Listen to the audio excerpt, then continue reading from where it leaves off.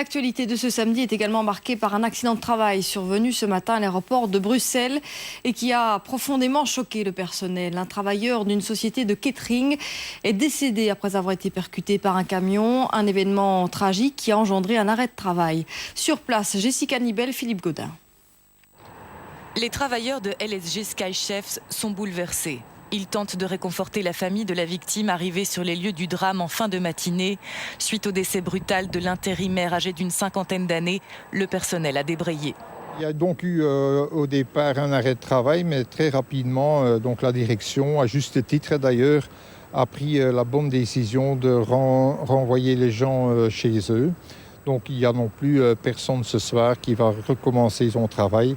Et demain, il y aura donc un accompagnement psychologique qui sera prévu sur le terrain pour les gens qui reprennent leur travail. Le parquet est descendu sur place. Il a conclu à un accident et remis le dossier à l'auditorat du travail. Certains travailleurs du leader mondial de la restauration à bord des avions dénoncent un manque de sécurité au sein de l'entreprise. D'après moi, donc, les consignes de sécurité ont été respectées. Maintenant, nous savons tous que c'est une entreprise qui emploie beaucoup d'intérimaires. Et donc, est-ce qu'ils ont tous reçu leur formation? Nous n'en savons rien. Donc, je pense que le rapport du parquet nous amènera des éclaircies là-dessus, des éclaircissements. LSG Sky Chefs appartient au groupe allemand Lufthansa. Nous avons tenté de contacter la direction. Celle-ci s'est refusée à tout commentaire. Bonsoir Jessica. Normalement, le personnel devrait reprendre le travail demain matin. D'ici là, quelles sont les perturbations et les retards auxquels il faut s'attendre ? Bien écoutez Caroline, la société Sky Chef prépare les plateaux de repas de la quasi-totalité des compagnies aériennes qui opèrent ici à Bruxelles Airport. L'arrêt de travail a donc engendré de fortes perturbations, des retards de quelques minutes à plusieurs heures sur les vols long courriers au départ de Zaventem. Les compagnies ont en effet été confrontées à des problèmes logistiques puisqu'elles ont dû faire appel à d'autres sociétés de catering ou encore faire distribuer des tickets repas aux passagers pour qu'ils puissent se restaurer avant de prendre l'avion. L'arrêt de travail devrait prendre fin en principe demain matin à 5 heures, mais ce sera une reprise de travail volontaire, ce qui signifie qu'on devrait donc s'attendre à de nouvelles perturbations demain matin à Bruxelles Airport en ce qui concerne donc les vols long courriers. Merci beaucoup Jessica pour toutes ces précisions. Hier soir, c'est le trafic des trains qui a été perturbé dans la région d'Arscott suite aux violents orages. Des arbres sont tombés sur les voies ferrées et ont endommagé des caténaires. Il a fallu plusieurs heures pour évacuer des centaines de voyageurs. Quentin Coppens. Un orage, bref, mais violent, quelques arbres qui tombent sur les voies. Il est 18h, c'est le début d'une longue aventure pour les 500 passagers de la ligne Bruxelles-Arscott, confinés à l'intérieur du train avec interdiction d'en sortir avant l'arrivée des opérateurs infrabel. Il y en a qui disent qu'une locomotive est en route pour nous remorquer. D'autres disent que des bus vont venir. On est sans nouvelles. Après 3 heures d'attente, sans électricité ni chauffage, les portes s'ouvrent. Les voyageurs sont enfin libres de laisser exploser leur colère.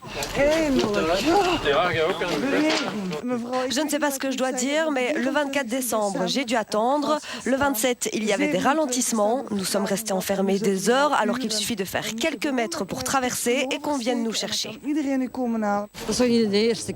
En été, on avait déjà dû attendre aussi longtemps, en pleine canicule. Sans air conditionné, dans le train, 2-3 heures. Et maintenant ça, c'est vraiment plus drôle là. La moitié des voyageurs est transférée au compte-gouttes, en bus, vers leur destination. Mais là encore, l'opération semble compliquée. Devant la lenteur des opérations, le bourgmestre d'Arscott décide de déclencher le plan d'urgence communal. Une décision qui, selon lui, n'aurait pas dû être prise si les voyageurs avaient été transférés plus tôt. Nous avons été prévenus seulement très tard du problème. Finalement, on fait le travail de la SNCB et d'Infrabel alors que c'est à eux de s'occuper de leurs voyageurs.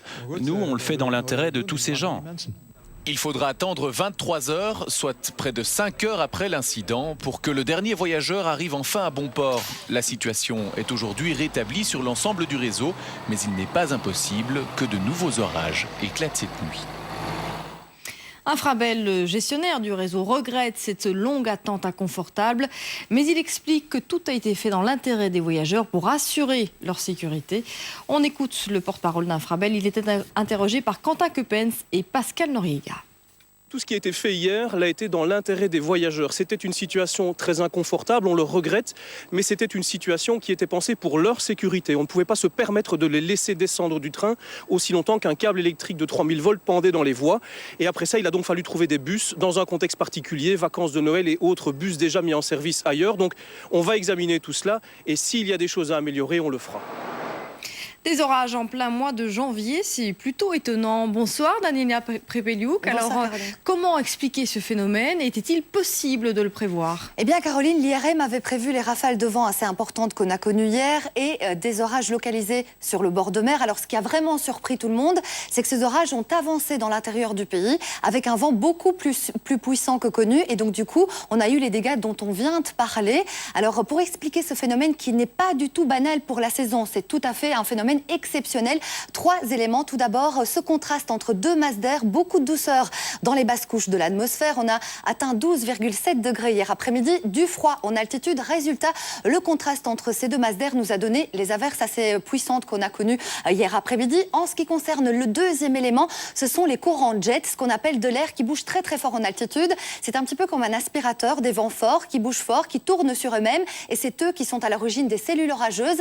Et puis le dernier élément, c'est le cisaillement du vent, c'est-à-dire des rafales de vent plus puissantes que prévues, soudaines. On a atteint jusqu'à 97 km/h sur l'ouest du pays en province de Namur et par endroits localement, on a même atteint les 100 km/h. Alors ces 3 éléments combinés nous ont donné ces orages qui sont vraiment exceptionnels en plein hiver. Merci beaucoup Daniela pour toutes ces explications. En tout cas, ni la pluie ni l'absence de neige n'ont dissuadé les touristes de louer des gîtes en Wallonie. Ces vacances de Noël ont été très fructueuses avec un taux d'occupation de près de 90% à certains endroits. Illustration à Ivoire où se sont rendus Julien Modave et Anne Lugène. La campagne, ce n'est pas le luxe, l'avantage est ailleurs. Si les touristes viennent ici, c'est pour se retrouver en famille. Celle-ci est néerlandaise, comme près de 40% des clients qui louent ce gîte. C'est leur premier séjour en Wallonie qu'ils ont choisi pour une raison toute particulière. Oui, les paysages, nous aimons la nature des Ardennes. Et la maison ici est ancienne. Bien sûr, ils auraient peut-être préféré de la neige. Mais le charme des vieilles fermes et les températures clémentes n'ont pas modifié leur décision. La météo n'a aucune influence sur la location des gîtes dans la mesure où les gens réservent longtemps à l'avance et n'ont aucune idée de la météo qu'il va faire.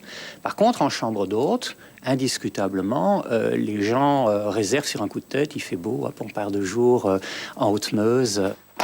Au cours des 15 dernières années, l'offre de gîtes a considérablement augmenté de presque 10% chaque année. Et malgré tout, la plupart des gîtes sont loués en cette saison. Le taux de remplissage en est encore la preuve. On est à 80 voire 90% selon les zones, en province de Luxembourg, Liège et Namur essentiellement. Mais d'autres sites comme les lacs de l'Odeur, les chalets et les 2 villages de vacances des lacs de l'Odeur étaient complets pour la semaine entre Noël et Nouvel An. Le contact, le paysage apaisant et le charme des lieux. Voilà ce qui a cette année encore convaincu les touristes. Dans certaines régions, plus de 90% des gîtes étaient loués. Et même son de cloche pour les acteurs touristiques de la côte. Le taux d'occupation des hôtels est là aussi satisfaisant.